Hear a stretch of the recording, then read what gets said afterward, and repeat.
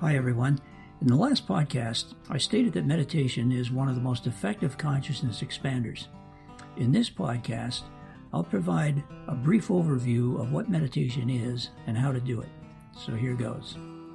Meditation is a response in the nervous system, and there are many ways to trigger that response. Once activated, certain chemicals flow, brain waves change from beta waves to alpha waves, metabolism drops, senses become more acute, the body relaxes deeply, and the unconscious mind comes more to the fore, making us more receptive and more responsive to suggestion. Chemically and physiologically, this response is pretty much the opposite of the fight-flight response, and regular meditation produces a number of laboratory-proven physiological and psychological benefits. People sometimes talk loosely about meditation. They might refer to walking, dancing, or moving meditation. Certainly these activities can alter one's state of awareness, but it is highly unlikely that meditation actually occurs. People sometimes cite interesting themes and ideas to contemplate in a quiet time. These might inspire, affirm, or otherwise help us to feel good, but they are not meditation. And although quite beneficial, neither is mindfulness most of the time. Meditation can be achieved in many ways, and unfortunately, there are those who make it unnecessarily complicated. Meditating is easy and natural. The hard part is finding time to do it on a regular basis. It's much like physical fitness, in that regular meditation becomes easier, and for most people, the benefits begin to flow after about 3 to 4 weeks of regular practice. So how does one meditate? Well, there are lots of ways, but here are a few simple steps that I found to be effective in my classes over the years. Find a quiet place where you will not be disturbed for the next 20 to 30 minutes. Mute the phones and ask others to be quiet, and see to it that you're not interrupted. Sit in a comfortable chair with your spine straight, feet on the floor, no arms or legs crossed. If you can handle the lotus position, go for it.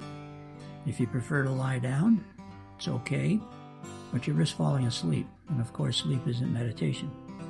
Focus your attention on your breath and keep it there for as long as you can. To help, don't say or whisper, but just think the word in with each inhalation and the word out with each exhalation. You might observe or feel the air as it moves in and out of your nostrils. Chances are your mind will begin to drift away from your breath and on to the chatter and worry of everyday life. Don't worry about it. Don't beat yourself up. Just gently come back to your breath. And with practice, you'll get better at this, but likely never perfect.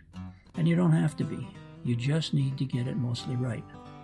After about 10 minutes or so, if you've maintained your focus on your breathing for most of that time, you'll be meditating. It's that simple.